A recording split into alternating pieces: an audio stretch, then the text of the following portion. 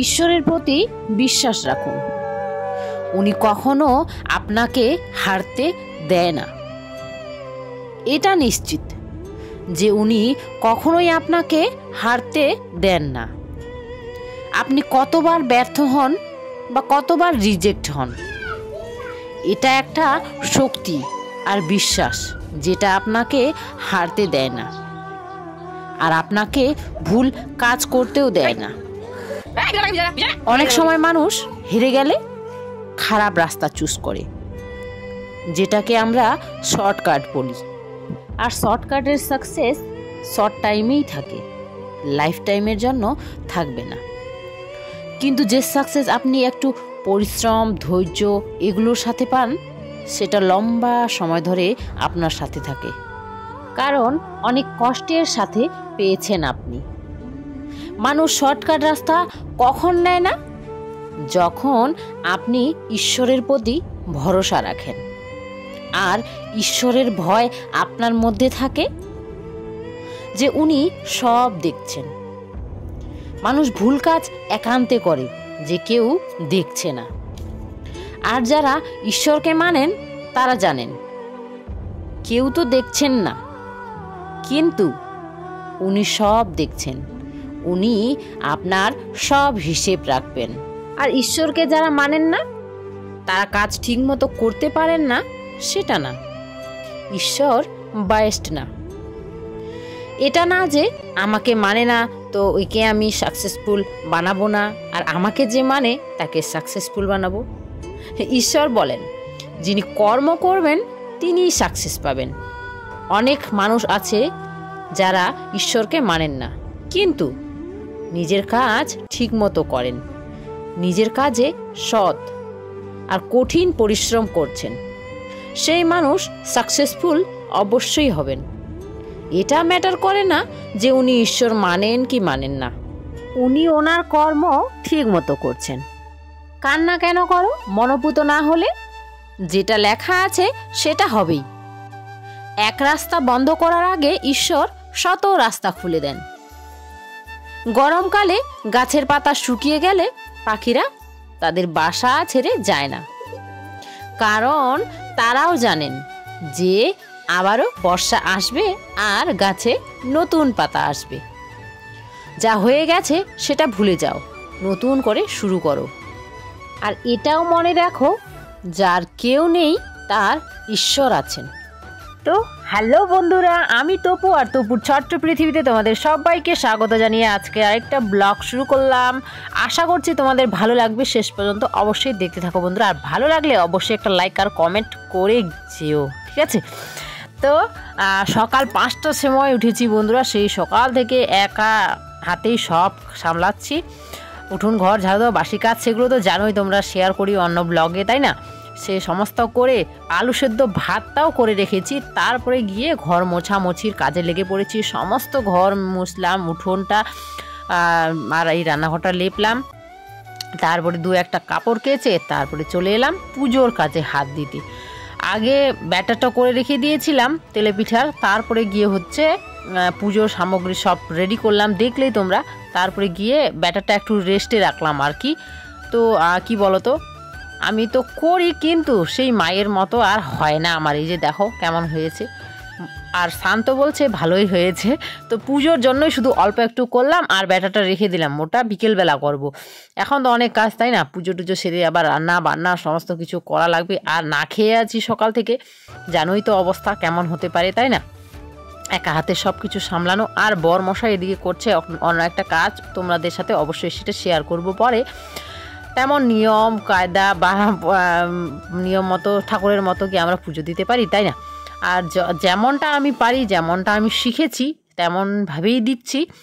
আর ভগবানকে বলবো ভুল সব কিছু ক্ষমা করে দিয়ে আমার প্রসাদ, আমার ভক্তি, আমার আরতি সব কিছু যেন স্বীকার করে, তাই না? আর কি বলে, মানি মন থেকে ঈশ্বরকে, ব্যাস এটাই, তাই না? আর মানলে ভগবান সব ভক্তি গ্রহণ করবেন। তো যাকে পুজোটা কমপ্লিট করলাম। আর মেয়েকে তো বারবার ডেকেই যাচ্ছি, এটা এনে দাও, ওটা এনে দাও, এটা এনে দাও। ও বিরক্ত হয়ে গেছে। আচ্ছা একটু তো হাত বাটাও, অন্য কাজে হাত বাটাও না, শুধু এটা, শুধু আমাকে জিনিসগুলো একটু এনে দাও।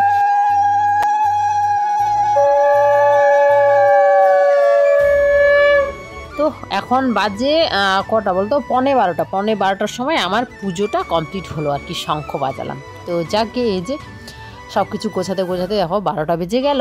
আর এই যে বরমশাই করছে এখানে কাজ, এখানে হচ্ছে চালগুলো যে কুটো নিয়ে এসেছে অনেকগুলো, তোমাদের দেখিয়েছি মনে হয় না, ভুলে গেছি। তো ওই চালগুলো ওখানে রাখা হবে।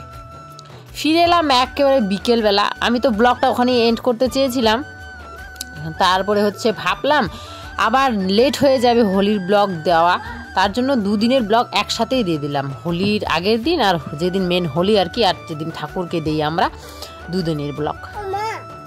তো আমার যা ভাস্তি ওরা এসেছে, এসেই দেখো ঘরটা, এই যে আমার একে দেখাচ্ছি ঘরটা, ও আর ওর ভাই মিলে দুজনে আমার ঘরের অবস্থা যা করলো না, সেটাই তোমাদের সাথে শেয়ার করছি। এই যে বিকেলবেলা না, সন্ধ্যাবেলা আর কি, এখন এই যে ভাত রান্না বান্না হয়ে গেল, এখন খাওয়া দাওয়া করব।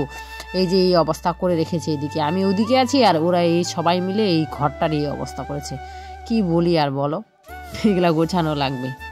এই যে গ্রামে আমাদের জানোই খাসির মাংস, তাই না, হোলি, দুর্গাপুজো, দশমী এগুলোতে তো হবেই গ্রামে। তো যাক এই যে রান্না বান্না করছি। পরদিন সকালবেলা খাসির মাংস রান্না হচ্ছে।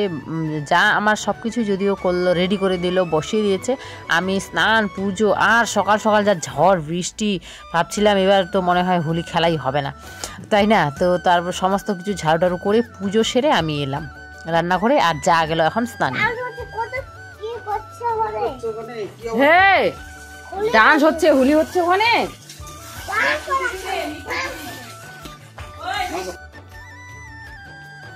এইবার নিয়ে 2বার হলো আমাদের গ্রামের মাঠে হোলির আয়োজন হচ্ছে, হোলির মহা উৎসব আর কি, সবাই মিলে গিয়ে ওখানে হোলি খেলি। কিন্তু এই যে প্রথম শুরু হলো না, তার জন্য হচ্ছে তেমন সবাই যায় না, আর সবাই রান্না করতে ব্যস্ত। কিন্তু আমরা খেলতে যাব বলে আমরা সকাল সকাল ফটাফট যা মিলে রান্নাবান্নাটা সেরে নিচ্ছি। তারপরে হয়ে গেলাম যাওয়ার জন্য রেডি, যদিও মাংসটা হয়নি, সেদ্ধটা হয়নি, কষানো টষানো, ঝোলের জল সব কিছুই দিয়ে দিয়েছি, শুধু এখন সেদ্ধ হবে। তো তার জন্য যে রেডি হয়ে পড়লাম।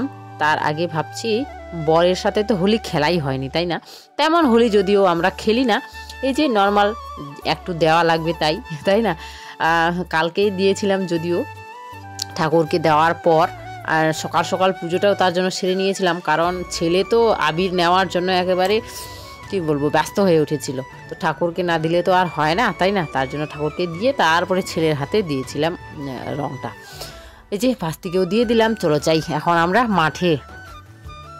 অল্প সময়ের জন্য গেলেও অনেক এনজয় করেছি আর কি।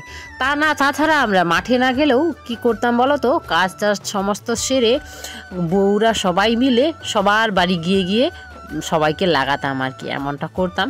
তো এই যে মাংসটা হয়েই গেছে, আমি অল্প আর একটু হওয়া লাগবে আর কি, তো তাও আর কি তুলে রেখে চলে যাচ্ছি ঘরে। যখন আসবো এসে খাওয়ার আগে একটু গরম করে নেব আর কি। এই যে কাকিমা, আমার ননদ, ওই যে আমার যা, ভাস্তি, সবাই মিলে যাচ্ছি। যাওয়ার সাথে সাথেই ওই যে পুচকিটা আমাকে বলছে, বিভু কই বিভু, ওর মা জিজ্ঞেস করলো তো বিভু নাই। আমি বলছি ওরা তো কখন চলে গেছে, কবার যে ঘুরে এলো মাঠ থেকে। আসার সাথে সাথেই দেখ ভাস্তি গেল পরে। তো যাকগে, বাচ্চাদেরই তো বেশি মজা, এনজয়। এই যে ওরা একেবারে জল নিয়ে খেলা শুরু করে দিয়েছে। স্কুলের কলটা, এটা প্রাইমারি স্কুল, এখানে স্কুল মাঠ আর কি। তো আর হচ্ছে যে কানাকে দিয়ে দিলাম।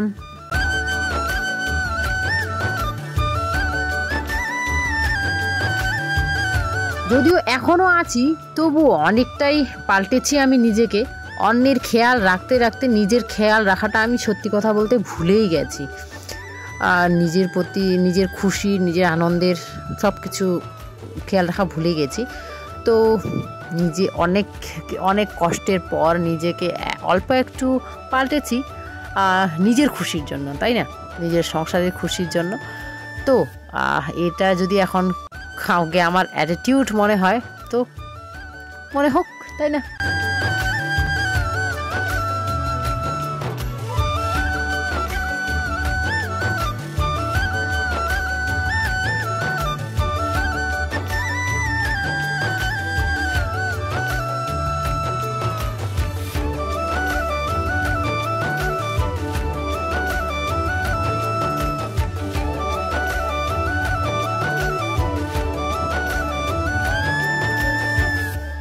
খিচুড়িও খাওয়ানো হয়েছিল, কিন্তু আমরা ততক্ষণ থাকিনি আর কি।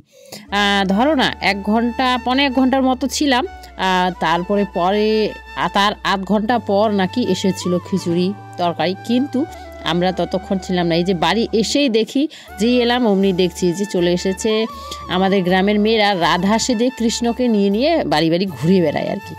তাই আর কি এই যে, আর তখন তোমাদের যা খুশি চাল, আলু, তারপরে পিঠা যে বানায় পিঠা, টাকা যা ইচ্ছে সব কিছুই মিলায় আর কি, যতটা করে পারি দিয়ে দিই। তো সুন্দর সুন্দর করে সেজে এসেছিলো ওরা, তাই না? তো যাকে বন্ধুরা, ব্লগটা আজকে এখানে এন্ড করলাম। এই যে শেষে সবাই বাচ্চাগুলোকে স্নান করিয়ে আবির কাপড় সব কেচে টেচে 2 বার স্নান হয়ে গেল সবার, আর তারপরে হচ্ছে খেতে বসেছি। তো সবাই ভালো থেকো, সুস্থ থেকো।